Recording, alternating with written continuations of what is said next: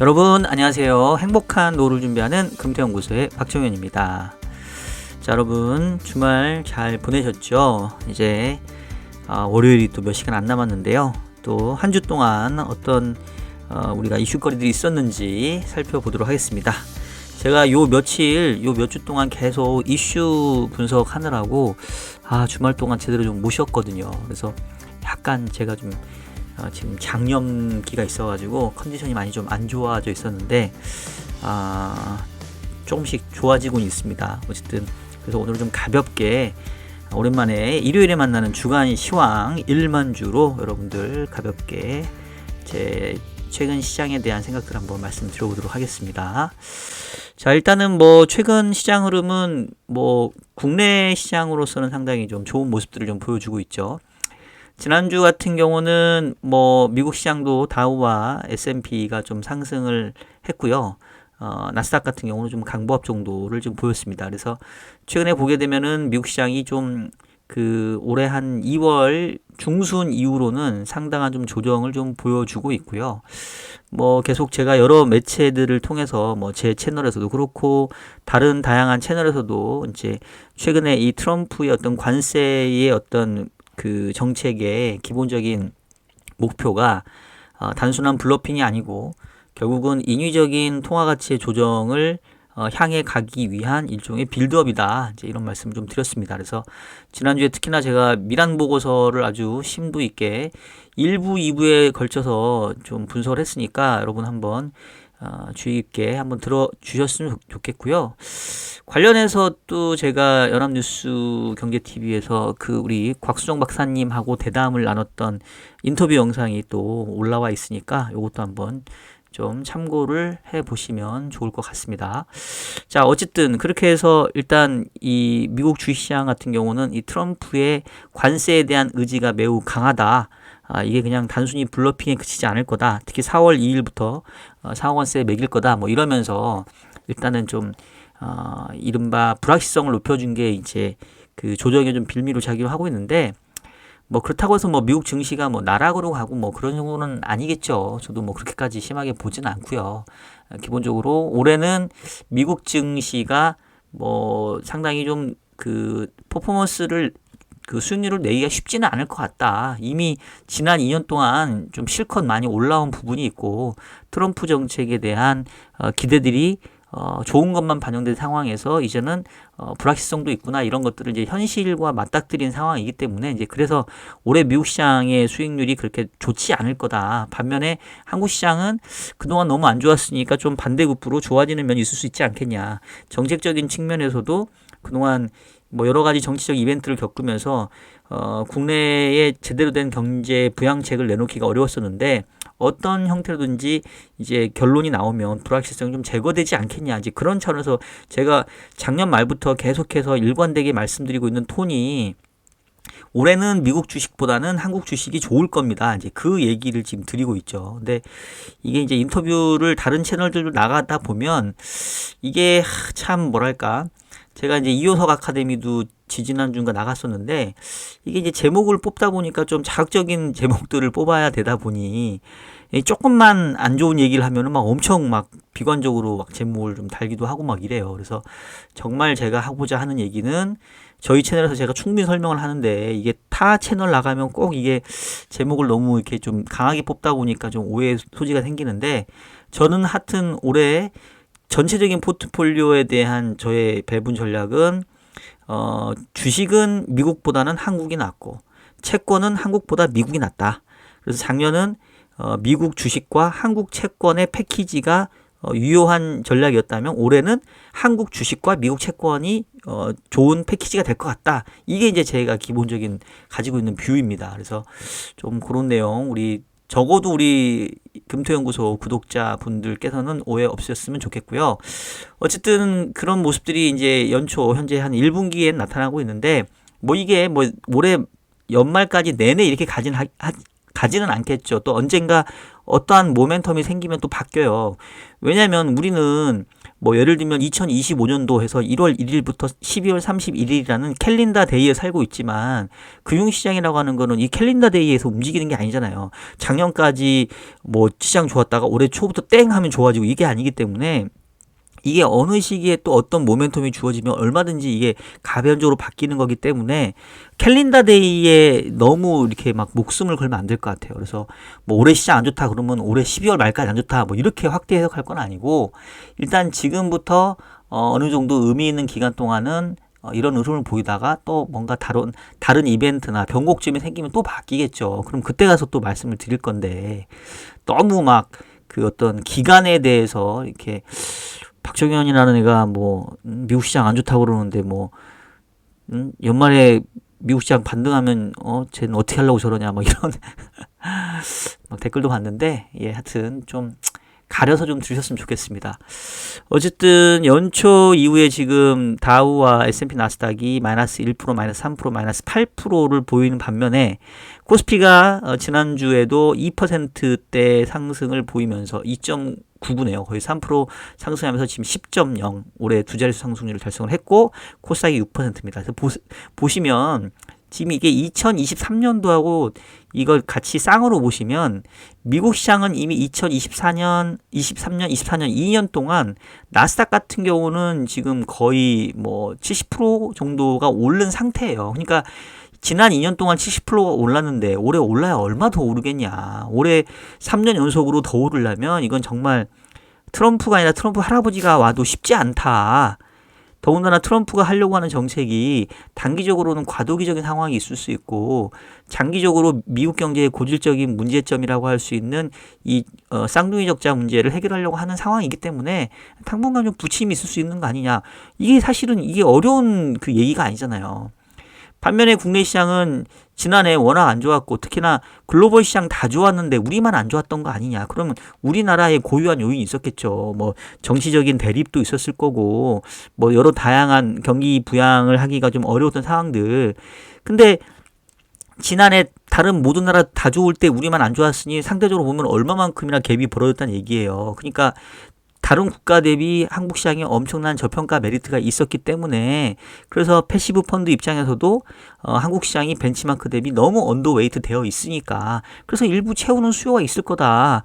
그게 지금 국민연금을 필두로 해서 나타나고 있는 거고 그래서 지금 올라가고 있잖아요. 그러니까 이게 뭐 어려운 논리를 얘기한 게 아닌데 뭐 이 부분에 대해서 그때 얘기할 때는 받아들이는 입장에서는 뭐 여전히 국장 탈출이 지능순이고 뭐 왜 또 쟤는 뭐 여전히 한국 시장을 얘기하고 있냐 뭐 이런 뭐 비아냥도 많이 있었는데 이 구도가 뭐 올해 연말까지 내내 가지는 않겠죠. 어느 순간 바뀔 겁니다. 그렇지만 일단은 지금 뭐 예를 들면 몇 월까지 갈 거다라는 기약을 못 하니까 일단은 이 방향대로 당분간은 갈 것 같다. 이제 그 얘기를 제가 지금 드리고 있는 거고요. 이제 그동안 미국 시장 조금 쉬어갈 수 있는 얘기들은 제가 거의 몇 주에 걸쳐서 얘기한 것 같아요. 특히 미란 보고서 얘기하면서 제가 충분히 다뤘으니까 그 내용들 여러분들 한번 좀 보시기 바라겠고 그 다음에 이제 우리 시장이 좋아질 요인들을 좀 얘기를 해야 되는데 제가 오늘 제목도 외국인이 돌아왔다라고 지금 이제 딱 어떻게 보면은 단정적으로 얘기를 한 게 뭐 제가 또 단정적으로 얘기하면은 또 이거 뭐라고 할 수도 있는데 그냥 뭐 외국인이 제가 봤을 땐 돌아올 것 같다고 저는 생각했었고 지난주에 보여진 움직임이 좀 그래도 의미 있었지 않나 싶습니다. 지금 보시면 지난주에 외국인들이 거래소 시장에서 2조 7천억을 매수를 했어요. 이게 불과 무려 1, 2, 3, 4, 5, 6, 7, 8, 9, 10주 만에 지금 2조 7천억 순 매수로 이제 전환이 된 건데, 모르죠. 이게 또 당장 다음 주 가서 또 바뀌면은 모를 수도 있는데, 근데 이제 제가 조금 더 긍정적으로 보는 이유는, 이번에 지금 그 지난주 2조 7천억 살 때 뭘 샀는지를 보니까 삼성전자가 1조 9천, SK하이닉스가 한 4천억, 그 다음에 하나 에어로스페이스, 현대차 등등등인데 삼성전자, 하이닉스 이 두 가지만 해도 한 지금 2조 3천억 정도 되죠. 그러니까 대체적으로 지난주에 2조 7천억의 대부분이 이 삼성전자와 하이닉스 투톱이었다고 보시면 되겠고, 기본적으로 외국인들의 매수는 이런 그 IT 대형 종목에 집중이 되죠.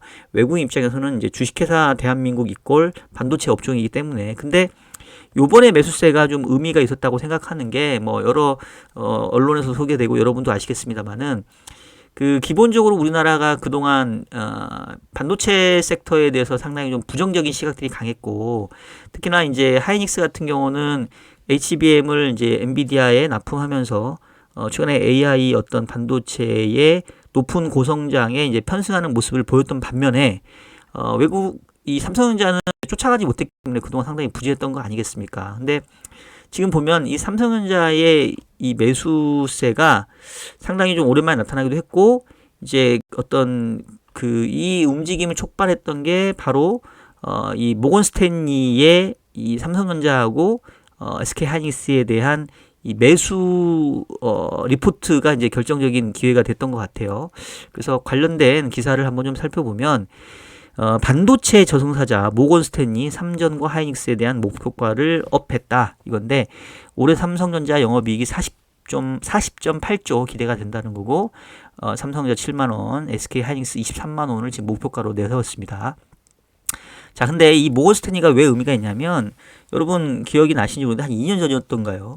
그 윈터 이즈 커밍, 이 반도체 시장에 겨울이 다가온다는 보고서를 내면서 이 삼성전자와 하이닉스에 상당히 어둠을 들였던 게 바로 이 모건 스탠리였는데, 그때가 언제냐면 차트를 한번 보시면서 얘기를 해보면, 지금 보시면 아마 제 기억에는 잠깐만요.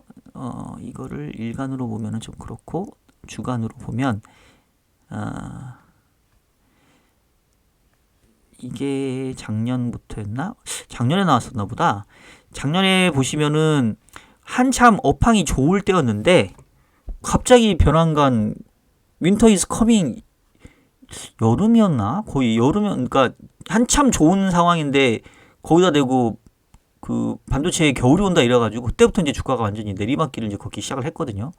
그래서 사실은 뭐 언젠가는 겨울이 오긴 하겠지만, 아니 적어도 한 그 가을이나 여름께 정도, 늦여름이나 초가을 정도 얘기를 해야 되는데 거의 초봄이나 뭐 한여름에 그 얘기를 한 그런 셈이 돼가지고 시장 자체를 완전히 상당 기간 좀 어렵게 만들었던 게 이제 그때 리포트로 좀 기억을 하는데요. 어쨌든 그랬었던 이 모건 스탠리가 최근에는 뭐라고 얘기하냐면 디램 침체를 넘어서 미래를 보다. 참 제목도 잘 짓네요. 그래서 이러면서 올해 영업이익 전망치 29조 4천억에서 40조 8천억으로 올렸고, SK 하이닉스도 20조 6천억에서 29조로 상당히 많이 올렸습니다. 특히나 삼성전자의 영업이익을 10조 넘게 올렸다라는 게 저는 상당히 좀 의미 있다라고 생각을 하고요. 목표 주가도 6만 5천에서 7만 원. 하이닉스도 15만원에서 23만원으로 올렸습니다.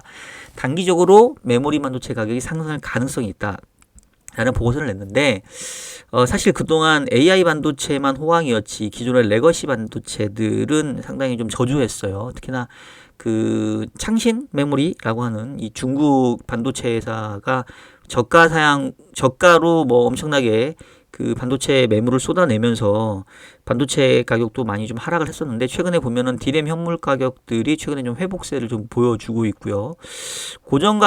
고정 거래 가격들도 조금씩 올라가는 모습들이 좀 나타나고 있습니다.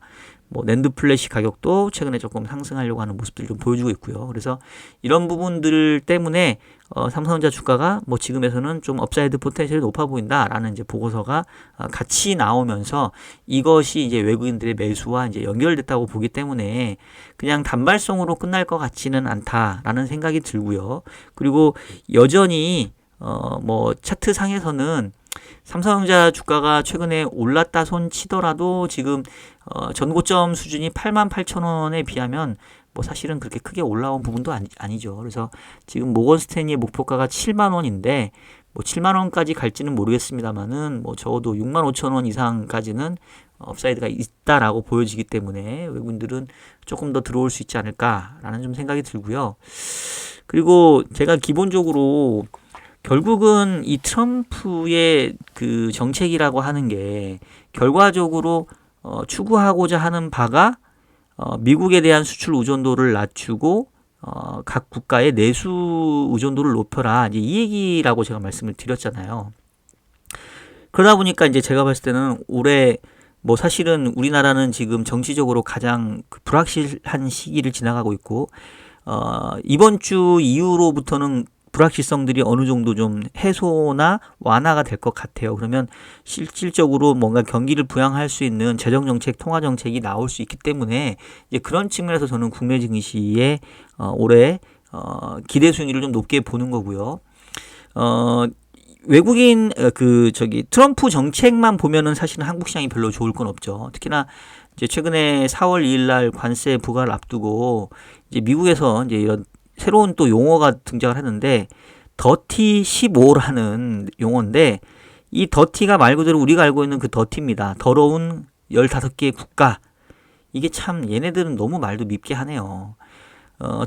도널드 트럼프 대통령 행정부가 강도 높은 관세 압박을 가운데 이번엔 더티 15라는 개념을 들고 나왔는데, 이게 뭐냐면 미국에게 이 대미 무역 수지 그러니까 적자를 안겨주고 있는 국가들을 이렇게 칭한 겁니다. 그러니까 제가 곽수정 박사님하고의 인터뷰에서도 얘기를 했습니다만, 이 미국의 트럼프 행정부 기간에는 예전의 미국이 아니다. 예전의 미국은 우방국과 적국의 구분점을 이념으로, 즉 공산주의, 사회주의냐, 자유민주주의냐, 뭐 자본주의냐, 이걸로 따졌다고 한다면, 현재 트럼프 행정부에서는 적국과 우방국의 차이점은 미국의 부를 가져다 주는 나라냐, 미국의 부를 뺏어가는 나라냐. 절대적으로 이 경제적인 부로 이제 적국과 동맹을 나누기 때문에 얘네들 입장에서는 기존의 동맹이라고 할 수 있는 뭐 일본이건 한국이건 유럽이건 상관없고, 그냥 자기네들에게 무역수지 적자를 안겨주면 나쁜 놈들인 거예요. 그래서 이제 나쁘다고는 표현 안 하고 더티라고 표현한 게 그나마 나을 수 있겠네요. 만약에 배드 가이 이 15 이랬으면은 진짜 이건 너무하는 건데, 근데 더티라는 표현도 참 듣는 입장에서는 참 불쾌하긴 한데요. 그래서 이 더티 15라는 나라가 누가 될 건지는 사실은 어느 정도 윤곽이 잡혀 있습니다.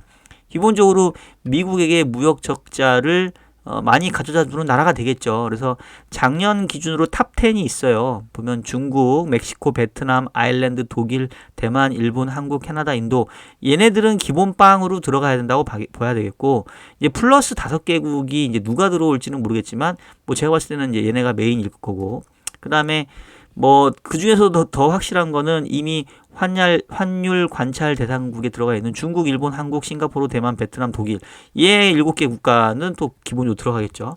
그러면 지금 이 탑 10에 안 들어있는 나라가 누구야 지금? 싱가포르는 없네요. 대만 있죠.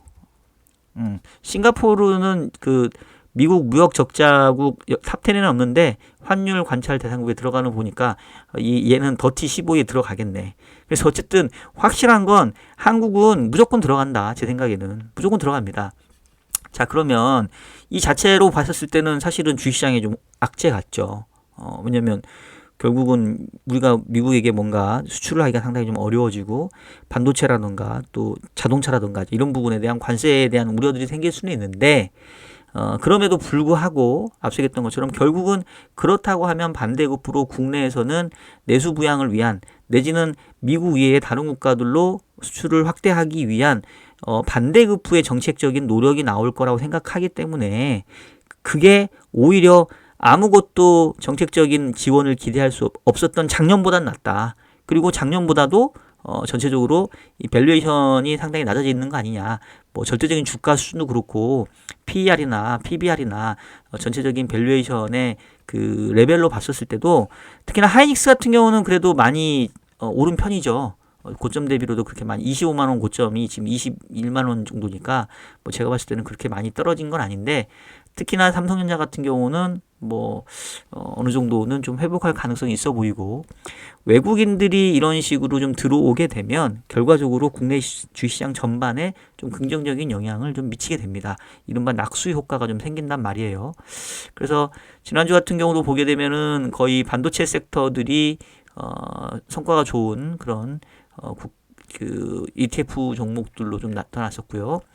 반면에 이제 조금 우리에게 실망을 안겨줬던 게 지난주에 이 하나 에어로스페이스인데, 이게 참 좀 뭐랄까 잘 나가는 분위기에 재를 뿌렸다고 해야 되나? 갑자기 이놈들이 그러니까 좀 하나 에어로스페이스 주가를 차트를 좀 보시면 이 주주 입장에서는 열받을 것 같아. 이제 저는 개별 종목을 못 하기 때문에 이제 ETF로 이제 방산으로 좀 들고 있는데, 지금 보시면은 이게 웬 날벼락입니까? 이렇게 잘 가다가 지금 78만 원 갔다가 갑자기 62만 원 툭 떨어져 버려요. 13%가 무려 하락을 했는데, 갑자기 벼랑간 3조 6천억 규모의 유상증자 단행한다고 하니까, 그러니까 이제 뭐 물량 늘어나는데 장사 없죠. 그래서 이제 두드러 맞았는데, 그러면서 이제 지난주에도 하나 그룹주가 이제 상당히 좀 그 실망스러운 모습들을 보였는데, 그러니까 이게 그러니까 사람들이 상법 개정을 해야 된다. 그러니까 그 경영진이 이제 그 이사가 회사뿐 아니라 주주의 이익에도 그 이사 충실 의무를 넣어야 된다라고 하는 얘기가, 이러니까 안 나올 수가 없는 거예요. 사실은 그러니까 저도 상법 개정에 대해서는 조금 이게 반반이거든요. 왜냐하면 이게 분명히 그냥 선량한 주주는 그러지 않겠지만, 뭐 사실은 우리나라 주식시장에는 외국인들도 많이 들어와 있기 때문에, 특히나 외국인들의 행동주의 펀드나 이런 애들은 만약에 이사충실 의무에 주주가 들어가게 되면 이거를 빌미로 정말로 무차별적인 소송을 남발할 가능성도 저는 꽤 있다라고 봅니다. 그래서 이게 사실은 어느 한쪽으로 딱 이렇게 이게 옳다 그러다라고 얘기하기가 좀 저는 어려운 부분이 있다고 생각해요. 솔직히 제 개인적인 견해는. 근데 이제 이런 이벤트들이 터져버리면 이게 할 말이 없어요. 할 말이. 개인들 입장에서는 이게 얼마나 억울하겠어요. 지금처럼 잘 나가는 분위기 속에서 얼마든지 시장과 소통하고 주주와 소통하면서 뭐 자금 조달을 할 수 있었을 텐데, 갑자기 그냥 뭐 아무 예고 없이 그냥 무슨 원자폭탄 하나 터뜨리듯이 주가가 한참 뻗어나가고 있고 지금 방산하고 있는데, 여기다 대고 3조 6천억 규모의 유상증자를 내세워 버리면 이거는 진짜 이게 그러면서 지금 보니까 김동관 회장이 30억 자사주 매입하겠다? 더 꼴보기 싫어 지금. 주가 떨어졌는데 이 30억 더 자기는 저가 매수하겠다는 거 아니야 지금. 안타깝습니다. 하여튼 뭐 그런 부분들 때문에 조금 뭐 지난주에 시장 자체가 조금 기스가 나긴 했지만, 어쨌든 전체적으로 최근에 한국 시장의 분위기는 괜찮다. 그리고 외국인들이 지난주에 2조 넘게 샀는데, 이게 모건스탠리의 매수 리포트와 추천 리포트와 같이 나왔기 때문에 이게 조금은 그래도 반도체 업황 자체가 턴어라운드 하는 그런 모습과 좀 연관되기 때문에 단기간에 그칠 것 같지는 않다. 그래서 뭐 외국인들이 얼마만큼 살지는 모르겠지만, 어쨌든 그들이 매도세를 멈추고 멈춘 것만 해도 저는 한국 시장에 유리하다고 생각을 하고요. 얘네들이 조금만 매수를 더 해준다고 한다면 한국 주식이 상대적으로 지금 몸집이 가볍기 때문에 저는 뭐 정고점 돌파는 뭐 충분히 2700 이상은 좀 너끈히 기대해 볼 수 있지 않나라는 생각을 조심스럽게 해보고 있습니다. 자, 오늘은 간단하게 오랜만에 여러분들과 함께 시황 얘기를 좀 나눠봤고요. 다음 주에도 뭐 시황을 얘기할지 아니면 또 이슈를 얘기할지, 한 주 동안 또 무수히 많은 일들이 있을 테니까 다음 주에 또 제가 어떤 얘기를 할지는 잘 고민해 보도록 하겠습니다. 자, 그럼 여러분 새로운 한 주 잘 시작하시길 바라겠고요. 저는 다음 주 일요일에 더욱더 유익한 내용으로 여러분들 찾아뵙도록 하겠습니다. 여러분 다음 주에 뵐게요. 안녕.